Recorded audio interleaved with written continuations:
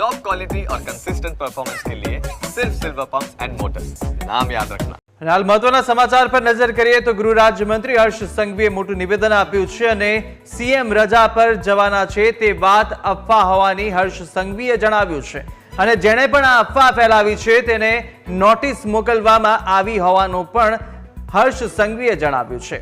તો આ તરફ વિપક્ષના ઈશારે અફવા ફેલાવવામાં આવી રહી છે અને અફવા ફેલાવવામાં કોઈના બાળકનો ઉપયોગ કરાયો હોવાનું પણ આ તરફ ગૃહ રાજ્યમંત્રી દ્વારા કહેવામાં આવ્યું છે અને વધુમાં જણાવ્યું છે કે આ અંગે જે અફવા ફેલાવવામાં આવી છે તે અંગે કડક એક્શન લેવામાં આવશે। મહત્વનું છે કે છેલ્લા 1-2 દિવસથી જે મુખ્યમંત્રી અમેરિકામાં જવાની હોવાની વાત જે ફેલાવવામાં આવી હતી ને જે વાત વહી રહી હતી ત્યારબાદ હવે તેની સ્પષ્ટતા કરતા ગૃહ રાજ્યમંત્રી હર્ષ સંઘવીએ નિવેદન આપ્યું અને કહ્યું છે કે આ માત્ર ને માત્ર અફવા છે અને જેણે પણ આ અફવા ફેલાઈ છે તેને બક્ષવામાં નહીં આવે, તેમની સામે નોટિસ પણ મોકલવામાં આવી છે। કડક એક્શન પણ તમામ અફવા ફેલાવનારા સામે લેવામાં આવશે તેવો પણ હર્ષ સંઘવીએ ઉલ્લેખ કર્યો છે।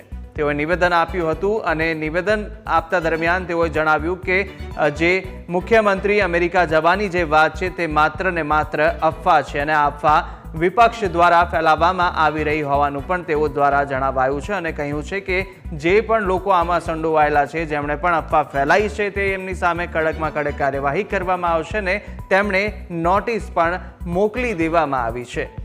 મહત્વનું છે કે જે રીતે મુખ્યમંત્રી અમેરિકા પરિવાર સાથે જવાના છે તે વાત વહેતી થઈ હતી ને ત્યારબાદ સ્પષ્ટતા કરતા ગૃહ રાજ્યમંત્રી હર્ષ સંઘવીએ નિવેદન આપ્યું છે।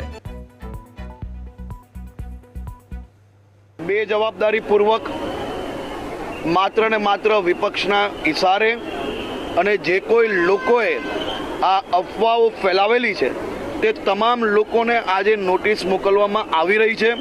કોઈ બી આધાર પુરાવા વગર બેજવાબદારીપૂર્વક અને ખાસ કરીને કોઈ બાબતની તો ક્યાંક તો શરમ હોવી જોઈએ।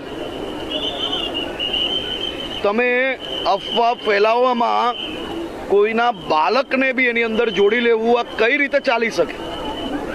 આ કડકમાં કડક પગલાં ભરવામાં આવશે અને ખૂબ જ ગંભીરતાપૂર્વક આ બાબતને લેવામાં આવી છે।